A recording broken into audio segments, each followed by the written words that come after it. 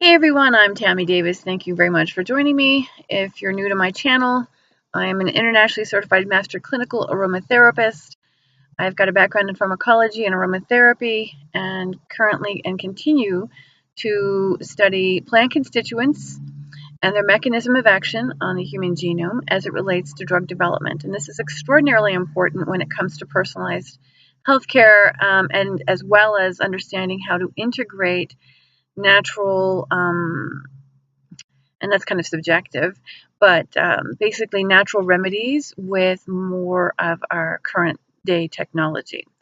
That said, today's vlog is basically another full disclosure on another supplement or something that I use and why I use it. Because, like you, I'm not immune to being human. We are exposed to so much on a regular basis, whether it be mental, emotional, physical, and or environmental. And my big push, truthfully, is about is altering the way our internal environment responds to the external environment. And while we do everything that we can to relieve the mental and emotional stress of our daily life, I mean, it's just the reality of life. And it does. It looks like I'm moving as my dog's moving around in the back seat. So, waiting for an appointment for him. Thought I would do this now. Anyway, so that said, one of the things I've talked about in the past, actually, in other videos, is our overuse of calcium. And calcium is necessary for signaling an immune reaction. But the challenge that we're all facing is due to environmental factors. Like I said, where a lot of us are doing everything we can to remedy the mental and emotional stress to the best of our ability, although we're not immune to it. It's natural to go in and we just naturally have experiences that stress us out. But the environmental factors are things that we cannot do anything about overnight. It would be nice to think that we could, but we can't. Even if something were to happen overnight and all of the environmental factors were come to a halt, we would still be faced with a significant healing crisis, both ourselves individually as well as globally. So it's important to know that the best thing that we can do right now is to work with our own body and how, again, like I said, it responds to the external environment. In this case, with regards to calcium, I'd like to say that everybody should stop taking calcium or any supplements with calcium in it right now, and that's virtually impossible. The American Heart Association has recognized the fact, and a few other medical organizations have acknowledged that we as a culture, and I'm more specifically speaking about the US. I can't talk about other countries. I haven't gotten all those statistics. But basically, the United States alone is epidemically high in calcium. We have higher levels of blood serum calcium levels. And that says a lot. That, number one, tells me that we're not utilizing calcium at all, obviously. That says to me that's also very indicative of vitamin D challenges. There's two ways to get vitamin D. Number one, we have to produce it from sunlight. We also get it in foods, whether it be added to the foods. There's also foods that actually support the production of vitamin D. But vitamin D is a hormone, and often many people are taking this hormone, and which is sending messages to the body to stop producing it. And so so there's that challenge. And for those people who are not taking vitamin D, the other issue could potentially be there's an adaptation on the vitamin D receptor. Now, if you would like to know more about genetic adaptations, I'll put a link here in in the description box below. You can actually listen to a podcast I recently did on genetic adaptations. But the fact is that there are significant adaptations that occur and why they occur. I'm going to encourage you to follow my podcast because I do talk about different things over there. But it's time to begin asking why these are happening. But nonetheless, adaptations on the vitamin D receptor negate our ability to use vitamin D, in which case is going to automatically increase our levels of calcium. Now, so like I said, I'm like you, I'm not immune to being human and the experience of being human. And so today I'm talking about Magnesium, not necessarily calm, but magnesium. This type of magnesium I like. Talked about magnesium in other videos. I've had conversations with other people. I've taken other people's suggestions, and one of the things I will tell you is just because something works for me doesn't necessarily mean it's right for you. But magnesium in general can be, number one, taken as an electrolyte, which means you can get it in your trace minerals. There's plenty of supplements that come with that. I happen to like this one because I'd say I was born anxious. With my own genetic code, I have a propensity to be more towards the anxious side, and I feel that has a lot to do with very sensitive to the world and in my environment. And this particular magnesium actually helps me a lot. But the reason why I'm suggesting magnesium today is because when we take calcium and magnesium in supplement form, they actually compete for absorption or assimilation. And it's difficult to predict which one is going to win out. Again, I actually have known people to be taking 3 and 4 different types of calcium supplements. Calcium in the supplement form is a salt. It's not the ion that you find in trace minerals. Magnesium taken like this, in this form, I'll show you again. This is calm, magnesium calm. When you take it in this form, this is also a type of salt. It's not an ion form. The absorption rate, and I don't take a lot of this, you have to be careful because magnesium, when you take it in supplement form, does, it can cause loose bowels. So I don't, there you go, see, I told you he's moving around. That's Theo, where I consider this T squared. Anyway, so it's a big lug. Anyway, so like I was saying, when you take it in calcium, when you take it in supplement form, they compete. And I know a lot of people who are taking extraordinary amounts of calcium for whatever reason, and which means you really need to increase your level of magnesium. Why is that? Because in food, when we take it in food form, and we're not struggling to utilize calcium, then the body can balance itself out. Like I said, calcium is used to signal immune reactions, and magnesium is a natural calcium blocker.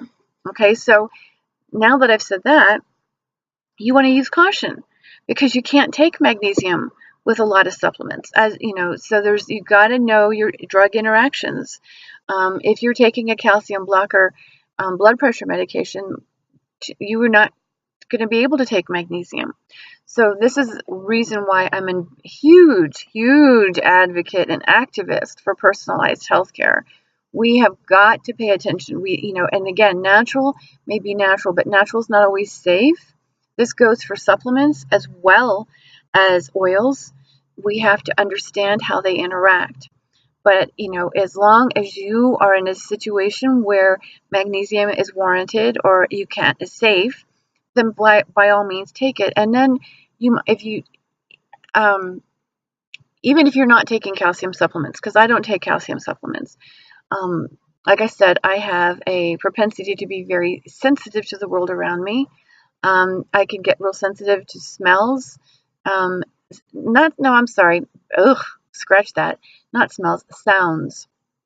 I can get very sensitive to sound and light, and just people. Super sensitive to all of that. And believe it or not, this magnesium actually helps. Like I said, I've talked to other people about it, and other people have suggested magnesium glycinate for histamine issues. I've tried the magnesium glycinate, and I never really saw a benefit. It didn't do much for me. But I did.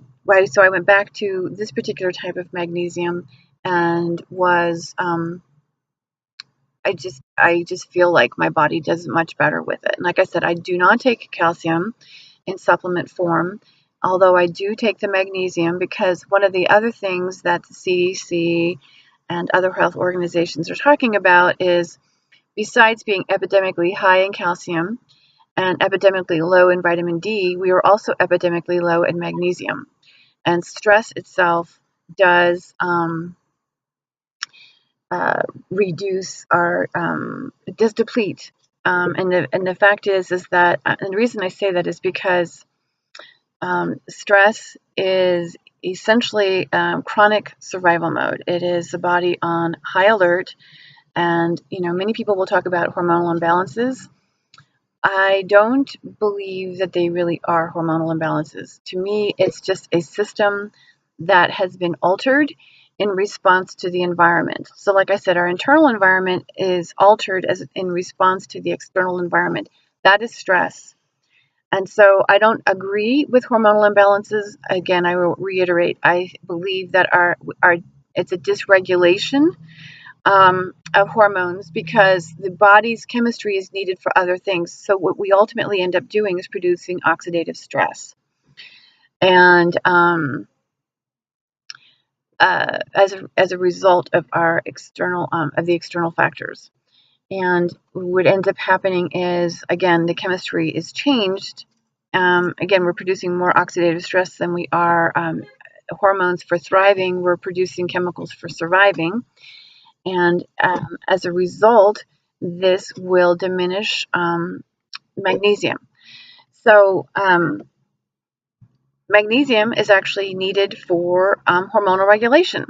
So as much as we need calcium for a number of things, we also need magnesium. And calcium is included in hormonal regulation because it's actually needed for fat metabolism. It is used, so it's picked up and used by the thyroid and parathyroid gland, more specifically the parathyroid. But magnesium is used throughout the entire system to actually help regulate our hormonal system. And what's more, magnesium actually helps to protect the cells from heavy metals. And if you're new to me, I just did a couple of things on heavy metals in my Synergescence group. I did something on bedwetting, and I actually did another podcast on heavy metals. Without question, we are exposed high levels of heavy metals for a number of reasons. And what's happening, I'll just kind of give you a little brief synopsis here. What happens, the body is not equipped to effectively eliminate these heavy metals, so we end up storing them. Lead gets stored primarily in the bone marrow. It does get stored in other areas of the body, but it does get stored in the bone marrow, which, believe it or not, is part of the hormonal system. Iron and other metals get stored in the substantia nigra. Believe it or not, the substantia nigra is not called that because it's black. It means black substance. But it's not black when we're born. It turns black within a year of being born, which is indicative of massive storage of heavy metals. And how that occurs is through the oxidation. Now we're back to oxidative stress. The oxidation of dopamine, which is a number of reasons why we are seeing so high levels of autism, ADHD, Alzheimer's, Parkinson's, and so forth. Now, this is significant because magnesium is important as far as helping to keep us protected. And if we can up our levels of magnesium safely without loosening our bowels too much and experiencing explosive diarrhea, then you are actually supporting your ability to produce continued dopamine production in ways that go beyond oxidation. And it actually helps to relieve the effects of oxidative stress. So it's a really very important mineral. And again, whether you're taking calcium or not, it's a good idea to at least get some magnesium into your diet.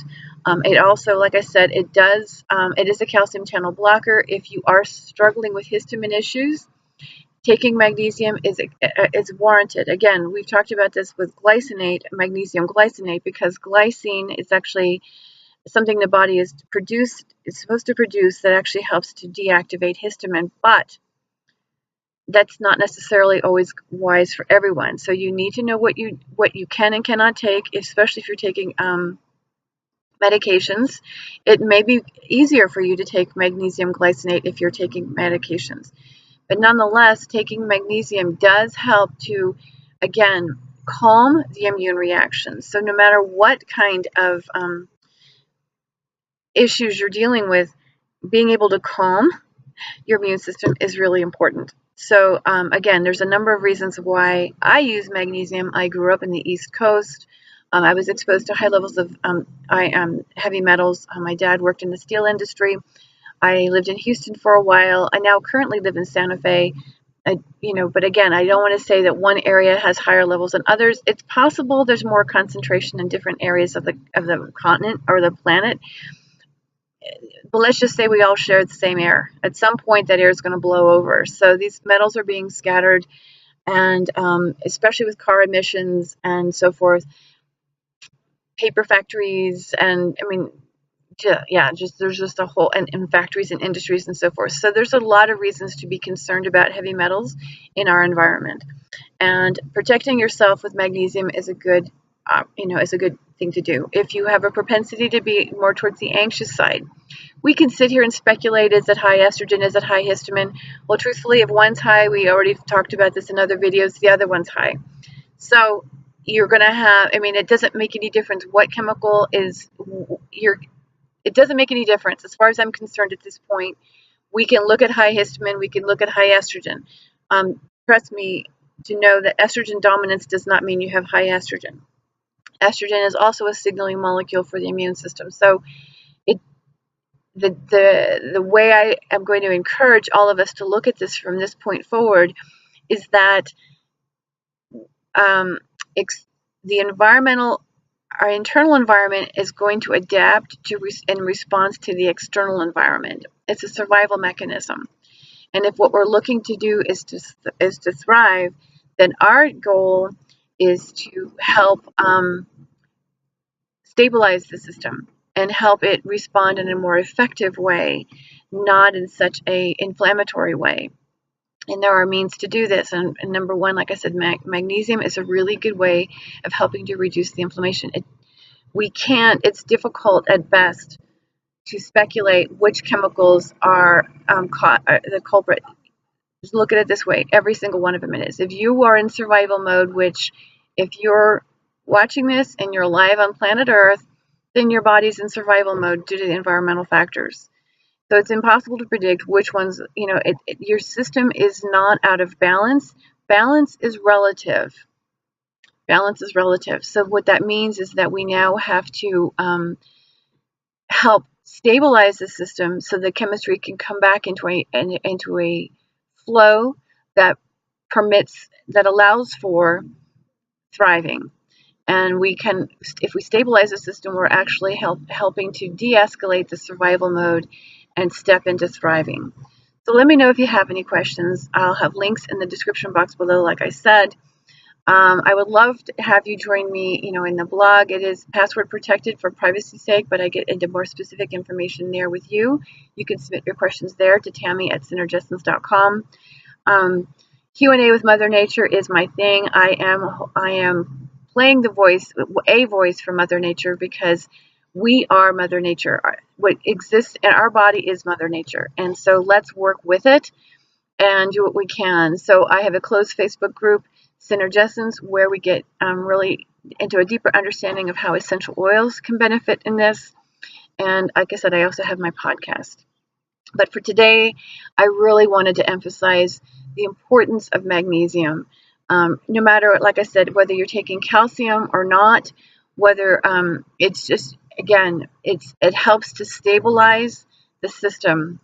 And what form works best for you is going to be dependent. I will include a link to the Calm below. I will also include a link to the magnesium, the glycinate as well. And, feel free to check it out. But if you have questions about medications, let me know, because there may be some that can't be used together and with magnesium. And like I said, because natural doesn't always mean it's safe. We have to know what we're doing and what we're mixing together. And if you can't take magnesium, there would be other options possibly with regards to essential oils. And again, if you hit me up, we can talk about it in the private Facebook group, and where we can get personal and make suggestions for you that would benefit your system, especially if magnesium isn't a good idea. That said, keep in mind, trace minerals don't counteract with medications. Just want you to know that. So at least getting some kind of electrolytes. The Vega hydrator is a really good one. Again, I will include that link here as well. So if you cannot take a magnesium supplement per se, really upping your electrolyte levels would be very, very beneficial. And the Vega is an exceptional product. I did not bring that with me today. I should have thought about that, but I didn't. Forgive me, but I'll put that link down below. Anyway, thanks for watching. I hope to hear from you. I really enjoy interacting with you on all levels. And follow me on Instagram and Twitter at Tammy Davis 8 on both. All right, thanks again. Bye.